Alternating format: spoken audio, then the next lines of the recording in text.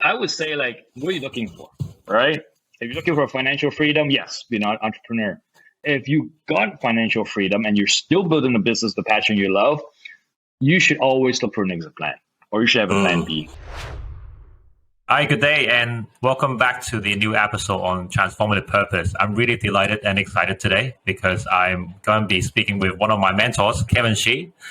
I've known Kevin Shee for many, many years. We date back, I don't know, almost 10 years. Kevin is a great guy, a very successful entrepreneur. He's built his own empire and self-storage in Hong Kong and has became one of the biggest self-storage facility in Asia almost 10 years ago, back in 2011, according to SCMP, one of the newspapers here in Hong Kong. Kevin, could I ask you to introduce yourself to the audience, please? Hi, nice to meet you, Aaron. Welcome. Thank you for having me on your podcast. Yeah, I met you around 10 years ago. So a little bit myself. I grew up in Canada. I came back a long, long time ago. I'm not that young anymore. I'm around almost 25 years. And I had my business. I do apparently quite simple self-storage, SC storage. We were the biggest from long time. And then we're not the biggest anymore, but we're still okay. We're still quite profitable and still hanging in there. So that's a little bit myself. And for me, I like to travel. Last 7 8 years has been a lot of traveling and mentoring like younger people. So yeah, just living life large. How are you? I mean, well, where are you based right now? I'm based in Orchard Road in Singapore, escaping the Hong Kong crazy lockdowns. Yeah. And how's Singapore doing for you and your family? It's great. I mean, I have a lot of friends here. Actually, we're contemplating about leaving, right, to move to Singapore, relocate my base here because I can just work remote. But I got other factors like aging parents and all that. And this recently, Hong Kong government just reduced the quarantine from 14 days to 7 days. So I think that tilted my decision not to move. But definitely, Singapore is a very good alternative. Yeah. Hey, when I first met you, right, you had a pretty stable life, I thought, at least from my impression, right? When was that? 2012, 13, 14? No, I think a little later than that. I think 2015. Oh, so that was far to the far. Yeah, every time I see you, it's like the lowest point of my life. Well, hopefully nothing's going to happen to you after this episode. You're like charm, man.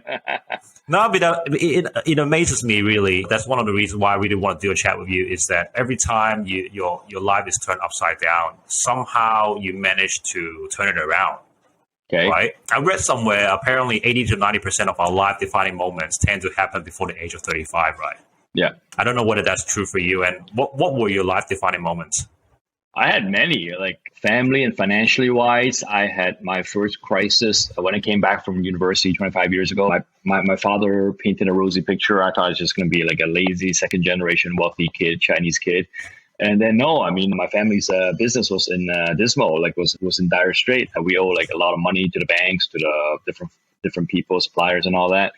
And I was trying to help him out. He was doing trading with China, like trading like garments and chemicals and all that. And the model wasn't working, and he was hiring way too many people that wasn't producing. So it took me 5 years to fix this business. And that was one defining moment, but that wasn't a one event. That was just shock that it was like that. It took us 5 to 6 years to turn it out, turn over that, and that was due to self storage. So I converted one of our family factory into self storage, and then I had a ball for since then till 2012 when I was still young, under 40, and I was ego, and then I tried IPO. So that was another defining moment. And then I spent a lot of money, and it failed, and that was quite a brutal 2 years, and really weakens me how Hong Kong is, how everybody's out for the buck.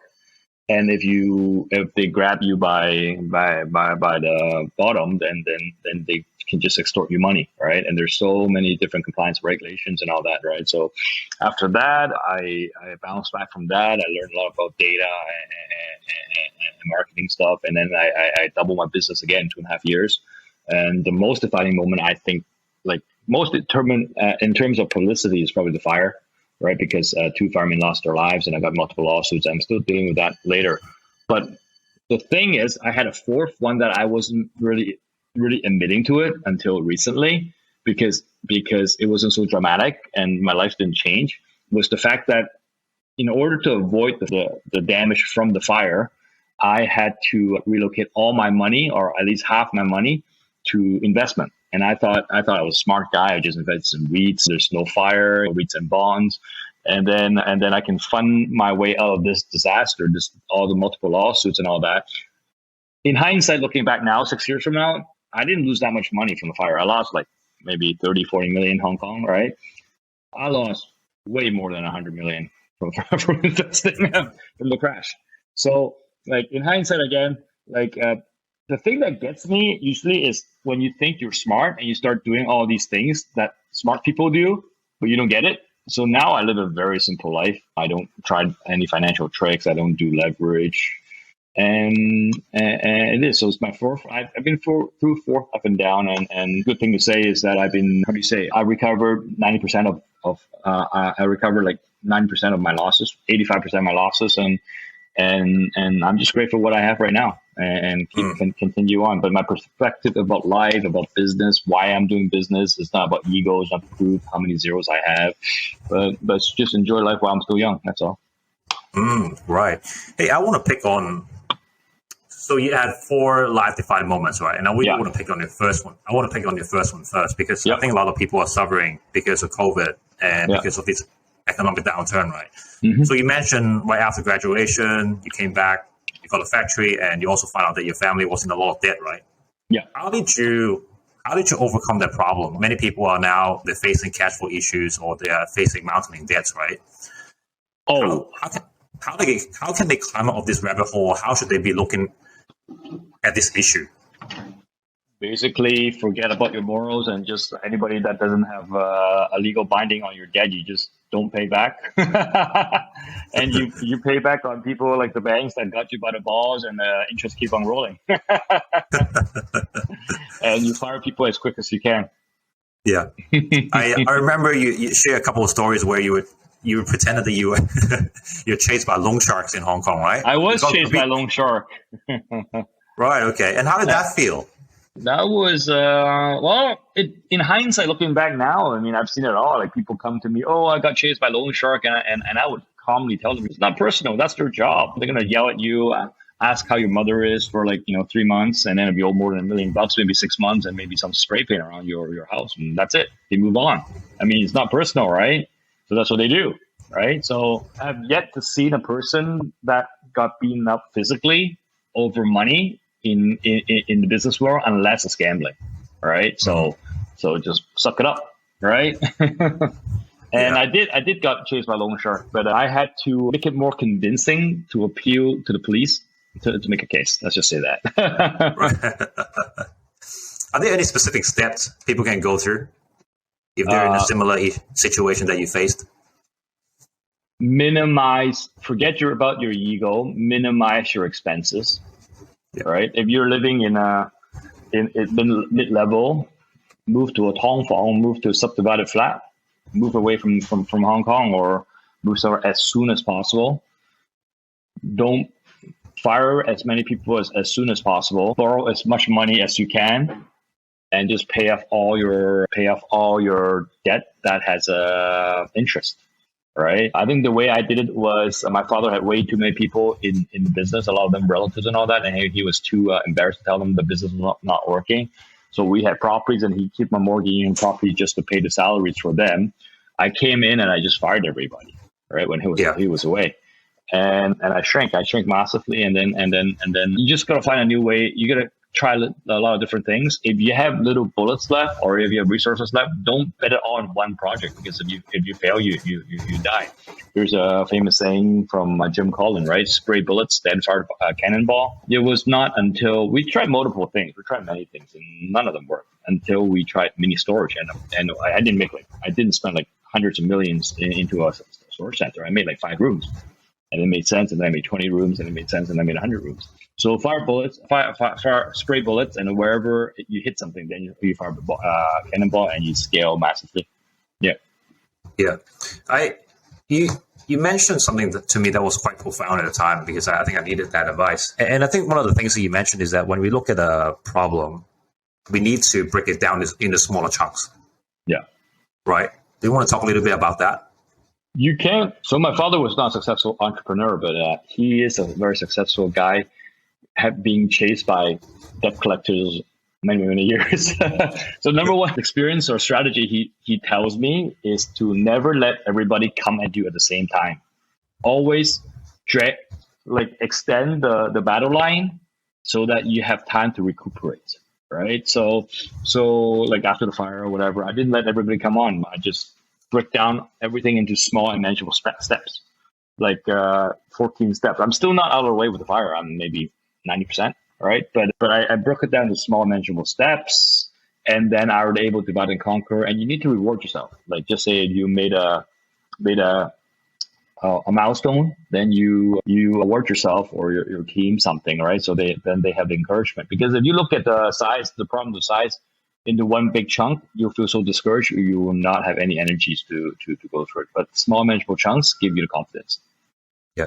What about on the psychological side, the stress? How did you manage the stress? I remember there were days where I met up with you. You know, we're having a meal near your house, and you mentioned to me you couldn't even go home. You had to get help for someone to get you underwears. Oh, this was right after the fire. Yeah. Okay. Where did I meet you? Around my house? Around your house, yeah. You told me to this piece of place. Yeah. So it was quite public, and then I was surrounded by the media, and I couldn't go to the house. And it really forces you to have internal self of who you are instead of what people think about you, right? And you didn't know how many people hates you until that happened, regardless of what happened. And then like right now, recently with the court hearing and all that, turns out it wasn't our fault. But it was a good event in such that after that, I learned not to really think that much what people think about me and just live my life. And it's good because otherwise you're living in other people's expectation, right? So it was tough, and the media was surrounding me by like 4 weeks and all that. But it wasn't just tough on you psychologically. Other people react on media's pursuit, like the banks. If they keep on reporting you and following you, then banks start calling you, and they can just call your loan, right? Your customers' perception of your business, and they just withdraw your staff. So everything reacts to how the media reports, right? So again, if you are not so leveraged like I am now, I don't give a shit. You call my loan, I'll pay you back, right? You don't do business with me, I don't care. I live on my own money, right? And for me, success or happiness is not accumulating more things that people know. It's removing that additional level of risk and stress that you may have in case the poo-poo hits the fan. De-stressing your life. Yeah. But what about your family, though? I can't imagine the stress it might have caused your family as well. Well, financially, it was okay. I mean, like we're still living in the same house. I was like, even at the worst of its height, I still have money to provide for the family. So money-wise, psychologically, it was stressful. My kids were still a bit young back then, so they didn't know what's going on. My parents was worried, but my wife, she got a lot of people looking, and we had a few friends actually, especially from the fire that were good friends, and because they're close to the firemen, they stopped talking to us. Be it what it is, So, but yeah, my wife seen my up and down, not just this time, but many times. So this is not the first one. And I've been using the crisis as an excuse to go travel for like many years since, right? And then she said, you've been out of the crisis mode since like 6 months, man. Why are you still using it? So she's seen my up and downs, right? So yeah. She's okay. Yeah, and you sort of transitioned to like a travel blogger in the last couple of years, right? Apparently that's not working so well. I can't travel, man. 20 days quarantine before. What's happening on that front? And it's interesting when I look at your videos again. You actually went and visited Russia or Ukraine just before this whole shenanigan blew up. Cool. That was cool. Yeah. So yeah, I'll say to de-stress your life, you need to go away from Hong Kong. It really helps before, because you're surrounded by people who doesn't know the situation in Hong Kong, doesn't know your stress, and then still, especially in a different time zone, people start bugging you, like the time zone is different. So I like to travel and explore the world. And deep down, like I still had that need to impress people, to be perceived as successful. But I kind of blame myself to expand too quickly. And as a result, I had a failed IPO and I had to fire, right? So I no longer wanted to prove my worth to anybody by the success of my business, but do something else. So I start challenging myself to do all these crazy stuff, like walk across Ireland or 21 days on a train to across Russia or bicycle ride on Taiwan, right? Because I can still do that when I was young, and then it's a challenge for myself. So I've been doing that. It's been great. I mean, travel the world, do things that never people do, and experience the world. I mean, a lot of people, especially right now with COVID, a lot of these, my landlords, for example, I always call them dragon inside a cave with a lot of treasure. They're so damn rich, but they can't get out of their cave because of COVID, and yet they're old and they're still protecting the gold underneath the dragon's claw. For what? For what? Is that your life? No offense to my landlords, I'm not saying about them, but there's a lot of rich people in Hong Kong like that. So how do you define success now? Yeah, so success for me is probably to travel, experience the world, continue to stress my life, and make an impact to society. And this is how I approach business. So ever since I lost a lot of money investing, I found out I'm not good at it. So I basically closed most of my investment accounts, right? And how would I approach a business? I mean, am I going to over leverage to be the biggest in Hong Kong just to prove that I'm the biggest in Hong Kong? No. I found curiosity is a good tool. Curiosity.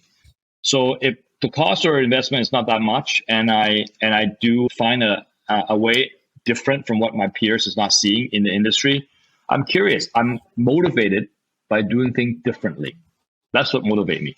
Right? Yeah. If everybody's going this way, I go the other way, and it works. That's what motivates me. So curiosity is what drives me to do my pursuing business. But I do have a limit. I'm not gonna. I always say, and maybe most people in your podcast would disagree with you, is entrepreneurship is building your own freaking prison. Mm-hmm. Right? Yeah. Mm-hmm. At the beginning, when you're starting your own business, you want financial freedom. Right? So you have 10 people, 20 people. So let me ask you, if you can get anything you want in life, like don't buy but rent. You can rent a yacht, you can rent a business class or first class, you can rent a sports car. So you can have all the experiences you want in your life, and you have no problem providing for a family. Why the fuck are you expanding your business and hire more people? I see nothing but more stress, right?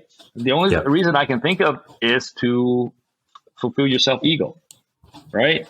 That's the way I take it. So why am I doing it, right? So if I'm building something that would create more stress that I cannot unwind, like storage, I'm not doing it. So a little hints of what happened was after the fire, the government made new laws where me and everybody else in the industry had to demolish all their existing sites, and I had about 120 of them, right? So why were you doing that? If I had less sites, it would be less stress for me. Right? Why am I doing it? Right? So am I going to continue build back all my sites just to be asked to demolish them again in the future? No, man. So if the business can be unwind within 6 months or 9 months, I'll do it. If it does not create additional stress, even like if expanding the business would include 10 more people calling me that day, I'm not going to do it. Right? But if it's something that I can invest a little money, try it out, it works, and I can scale it up with no additional stress, and I can unwind, and I'm doing something that's different from other people, I would follow my curiosity, and that's what I'm doing. So just a little insight, I've been selling my investment, I've been putting back into storage, and I've been expanding. We grew about 20% last year, and we're probably going to grow 25% this year, but because of the recent lockdown, maybe 15 to 18%, which is pretty good. But I don't really care how much I grow, man, as long as it's working. So it's full circle how I've come to see business and everything. Yeah. No, actually, with what you said, I agree with you. But I'll maybe put it in another way. Pleasing. You meet a lot of successful entrepreneurs and startup scene, and they're stuck. They can't get out. Right? And if you're stupid enough to sign a personal guarantee, right, and the shit hits the fan, then for what? You're making money before, right? Yeah. I would say pleasing. Try to please our own ego. Is building ourselves. Try to get recognized by people. Right. But if I travel, I probably die falling from a cliff taking a selfie. Yeah, maybe. But there's no like years of trying to untangle. It took me 6 years to get out of the shit I was in last time with the fire. Right. I'm almost out. But I'm not going through that shit again, man. That's for sure. Hey, but at what point? That's all right. Hey, at what point did you realize you were being a servant to your own ego? At what point did you come with that realization? after the fire. Yeah. After the fire, and then you can't get out. And then I remember I had the fire and killed 2 people, and then they had asked me to demolish anything, and I faced multiple lawsuits. And the next day, the Samsung phone exploded, right? Like multiple times. The CEO of Samsung at that time took a bow and quit. Oh, I was so jealous of people who was an employee, man. Don't be an entrepreneur, be an employee. Employee, you can quit, man. As a founder, how the hell can you quit? Right? So that's like 100% contradict what most people say in your podcast, right? Don't be an employee, be an entrepreneur, right? But I would say, like, what are you looking for, right? If you're looking for financial freedom, yes, be an entrepreneur. But if you got financial freedom and you're still building a business, the passion you love, you should always look for an exit plan, or you should have a plan B, where there wouldn't be something happen and then you'd be stuck there, right? Look at Theranos, right? 15, 20 years for what, right? Yeah, she was a billionaire before, right? So yeah. Look, if you ask me, I would say regardless whether you're employee or employer, I think if we just put our ego aside, if we just think about providing for our family, contributing to our society, that's a much better spot than trying to climb up the corporate ladder per se, or trying to get more money, or trying to build our business out of ego. I think that's probably one of the worst things someone can do. Like you said, just putting ourselves in a prison, right? Yeah. I know you also spend a lot of time helping other young people. Before you left for Singapore, I remember you take your time every Saturday and you go meet up with someone who pings you out of the blue on Facebook or LinkedIn, trying to help them out, right? Yeah. What issues are you seeing with young people, and where do they need to get help or a new perspective? You mentioned about curiosity, right? Where can people get more curiosity, or where can people think more creatively? I would say 70% of the people who come see me doesn't have a good business plan or business model, and they're just doing something out of passion that they have that nobody cares except them. Like, I had this guy, he really thinks that the water from Switzerland is good. So he's going to be the first, and I think the only, certified water drinker in Hong Kong. And he's going to sell water to all these married people for their babies, whatever, and all that, but he can't get through the logistic threshold, right? So there's, first of all, nobody agrees with you, right? The water, you can't taste the difference, right? And then you got a big logistical hurdle, right? And then you got the kids whose sole business model is doing something that's not completely legal. Like, oh, my wife works in this big cosmetic company, so I got a employee discount of 60% off, and we're selling it online. So how can I scale that business? How do you scale that business? I don't know. I have more wives that works there. I don't know, but it's not scalable, right? So I'm just telling them that, and mostly I help them with the structuring, right? They don't have money, so they give shares to their programmers, and then their programmers' ability is outlived, like when they start scaling the business eventually, right? And the guy doesn't do anything, and then they're pissed off with him because he still have shares there. So structure the company, how to do it. And I also kind of get the guy out of the business, like instead of working into business, but working on the system itself, right? So one of my rather successful mentee was, he had 2 business. One was a cha chan tang. It makes money, but it wasn't scalable, right? And it was there. It was at the cashier every day. And the other one was loan sharking. Like, oh, you fucking nuts. I go, are you nuts? Sell your business right now and go full time to loan sharking, right? Not making good money, right? So like you see a lot of like people and how what they should do and how they should save and startups and all that, and I've seen a few good business model as well. But yeah, and I like to read a lot of business books, right? So reading a lot of business books and that, and seeing kids and the business models allow me to apply what I've learned, and it helps me grow as well. So it's not really just giving; it's also receiving on both ends. Yeah. Yeah. Hey, but a lot of things that you mentioned on this podcast today, right? Like keeping our ego in check, getting out of a debt situation, right? You didn't learn this from business school. You didn't learn this from reading books. People tell me that I'm very receptive. So when people just mumble something, I would try it. right? So, and I like to spray multiple bullets in all areas and try it. So I'll give you an example, and we can talk about the fire later. But one other thing is, after the fire, all 120 sites on my sites got fined because they made a new law. I'm supposed to demolish all my sites and rebuild it. So I have so much data points with the Hong Kong law system, I can start doing massive A/B testing. So case A, I show up in court in time. Case B, I don't show up and get a sick leave, doctor's note. Case C, I don't show up at all, right? And then, or case B, I request a 6 months denial. Case D, I get a surveyor. So with all that data, I was able to map out the longest time I can hang on to my sites before demolishment.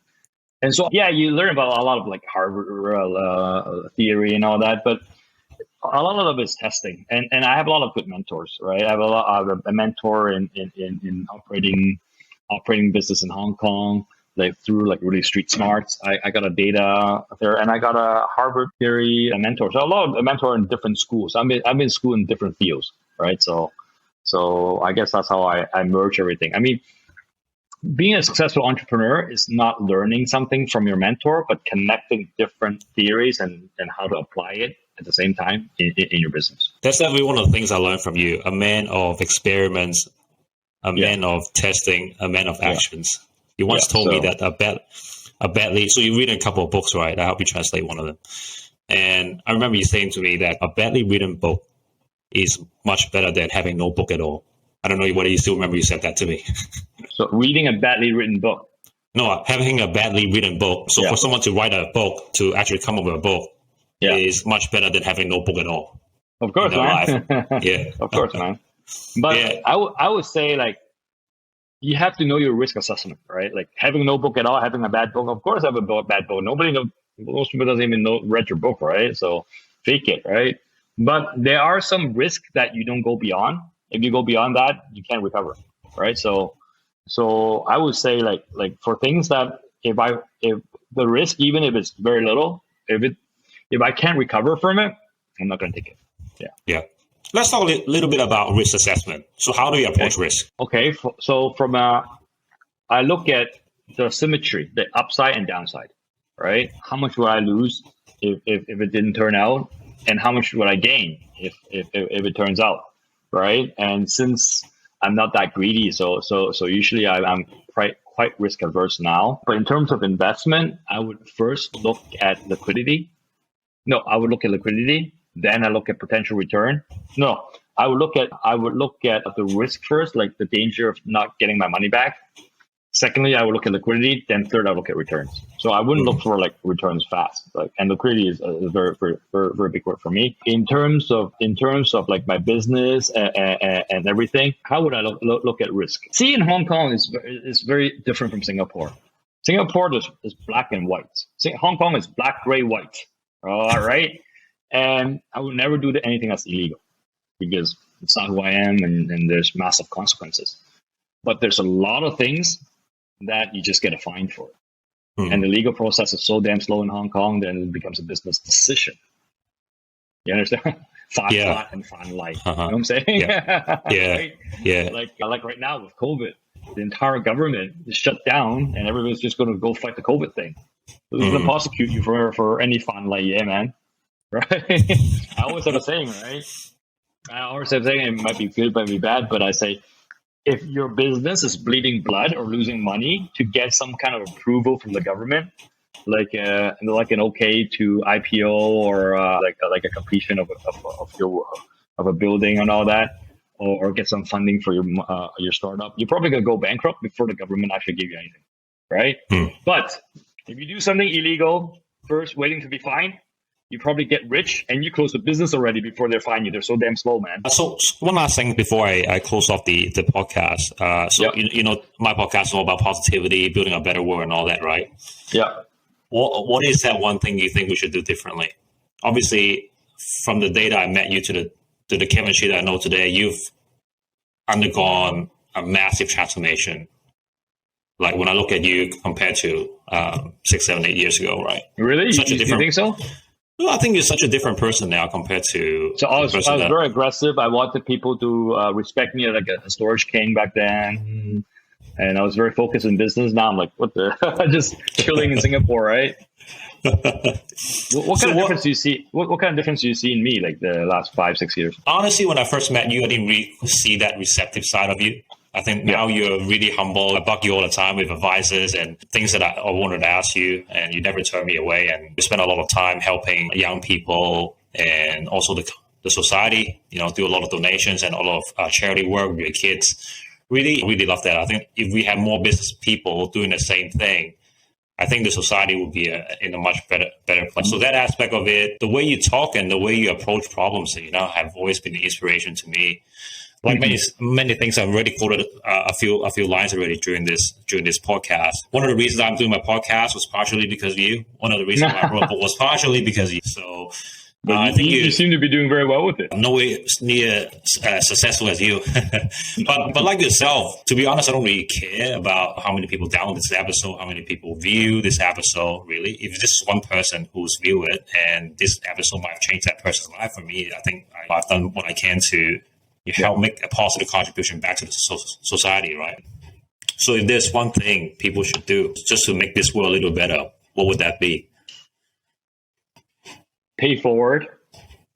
Don't be so calculative. Be more generous. Leave share what you learn. Don't hide it. I mean, the world is about openness. If you got something good, share it. Have sympathy for people. All right. Before so many ups and downs, if I have a friend that's never made it successfully, I probably thought he was a loser, despite what I said.